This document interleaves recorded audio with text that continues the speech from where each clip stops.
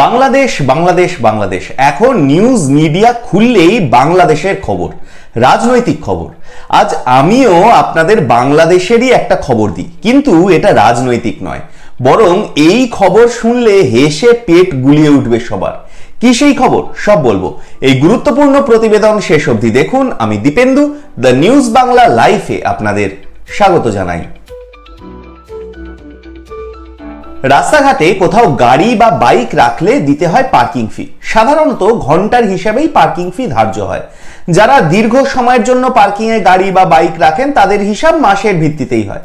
তবে যদি বলা হয় কারোর 4 কোটি টাকা পার্কিং ফি বকেয়া রয়েছে, না, গাড়ির নয়, এই পার্কিং ফি হলো বিমানের।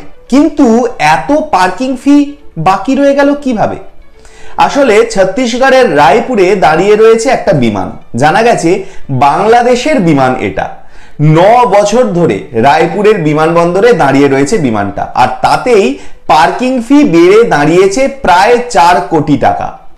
জানা গেছে বাংলাদেশের ইউনাইটেড এয়ারওয়েজের MD-83 এই বিমানটা দীর্ঘ 9 বছর ধরে দাঁড়িয়ে রয়েছে। রায়পুর বিমানবন্দর কর্তৃপক্ষ গত 9 বছরে 90 বারেরও বেশি চিঠি লিখেছে, ইমেল পাঠিয়ে বকেয়া পার্কিং ফি দিতে বলেছে, কিন্তু বাংলাদেশ এয়ারলাইন্স কোনো জবাবই দেয়নি বা ফিও পরিশোধ করেনি। শেষে বিমানবন্দর কর্তৃপক্ষ বিমানটাকে নিলামে তোলারও পরিকল্পনা করে, কিন্তু আইনি জটিলতার কারণে তা সম্ভব হয়নি। ফলে এখনো রায়পুরের বিমানবন্দরেই দাঁড়িয়ে বাংলাদেশের সেই বিমান। তার পার্কিং ফিও বেড়ে চলেছে উত্তরোত্তর। 2015 সালের 7ই আগস্ট 173 জন যাত্রীকে নিয়ে ঢাকা থেকে মাস্কাট যাচ্ছিল বাংলাদেশি এই বিমান। যাওয়ার পথে বিমানটার ইঞ্জিন বিকল হয়ে যায়। দুর্ঘটনা এড়াতে রায়পুরের বিবেকানন্দ বিমানবন্দরে জরুরি অবতরণ করানো হয় এই বিমানটা। বিকল্প ফ্লাইটে যাত্রীদের গন্তব্যে পৌঁছে দেওয়া হলেও বাংলাদেশ আর বিকল বিমানটা ফেরত নিয়ে যায়নি। সেই সময় থেকেই রায়পুরেই রয়ে গেছে এই বাংলাদেশি বিমান।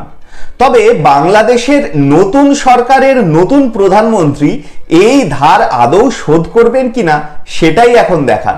আপনারা কি বলেন? আপনাদের মূল্যবান এবং গুরুত্বপূর্ণ মতামত জানান দ্য নিউজ বাংলা লাইভের কমেন্ট সেকশনে, আর দেখতে থাকুন দ্য নিউজ বাংলা লাইভ।